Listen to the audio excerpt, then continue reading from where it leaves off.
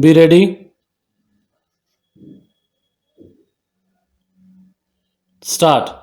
We are of the opinion that even assuming that the counsel for the accused does not appear because of the counsel's negligence or deliberately, even then the court should not decide a criminal case against the accused in the absence of his counsel, since an accused in a criminal case should not suffer for the fault of his counsel, and in such a situation the court should appoint another counsel as amicus curiae to defend the accused.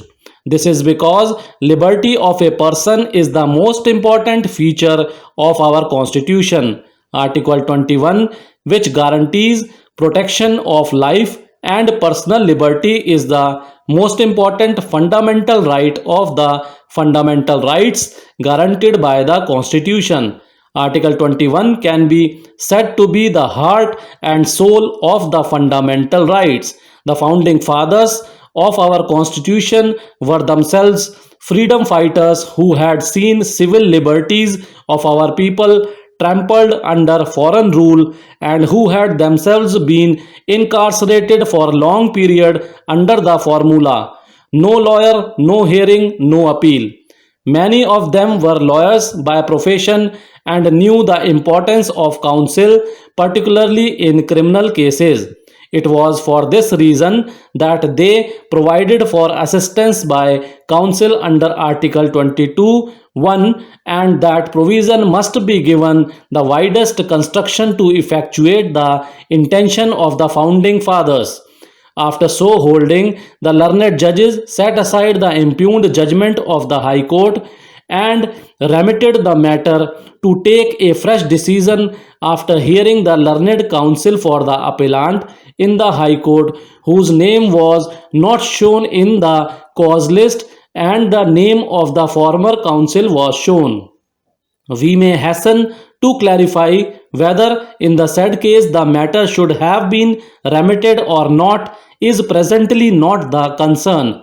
The question is whether the ratio laid down by the division bench, that even if the counsel for the accused does not appear because of his negligence or deliberately, then the court should not decide the case against the accused in the absence of his counsel, as he should not suffer for the fault of the counsel. At this stage, we think it appropriate to refer to the decisions which have been relied on by the division bench. In Bapu Limbaji Kamble Supra, the High Court had convicted the appellant under Section 302 of the IPC on the charge of murdering his wife by strangulating her to death. At the time of hearing of the appeal, the counsel for the accused did not appear. The High Court perused the evidence and decided the matter. In that context, this court stated thus: we are of the view that the High Court should have appointed another advocate as amicus curiae before proceeding to dispose of the appeal.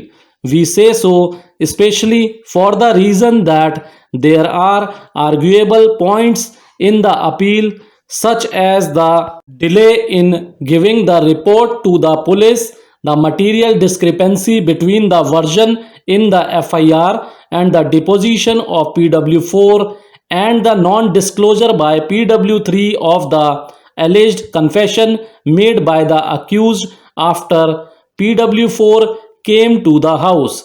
The question whether there is clinching circumstantial evidence to convict the appellant also deserves fuller consideration. Without expressing any view on the merits of the case, we set aside the impugned order of the High Court and remand the matter for fresh disposal by the High Court expeditiously, after nominating an amicus to assist the court. From the aforesaid passage, it is demonstrable that this court has not stated as a principle that Whenever the counsel does not appear, the court has no other option but to appoint an amicus curiae and thereafter proceed with the case.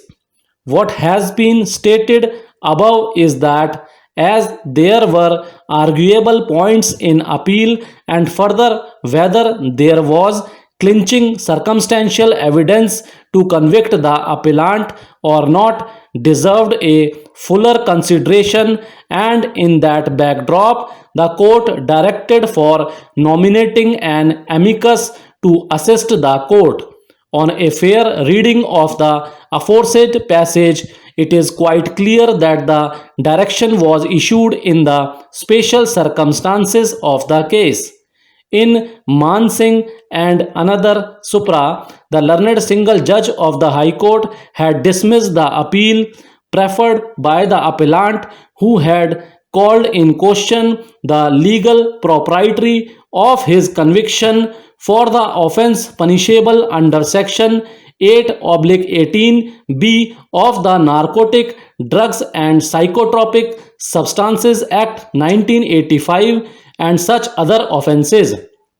This court observed that when the appeal was called, the counsel who was appointed through the legal aid committee did not appear, and the learned single judge heard the matter with the assistance of the learned panel lawyer for the respondent state. It was contended before this court that the High Court should not have dismissed the appeal without engaging another counsel, or at least without appointing an amicus curiae.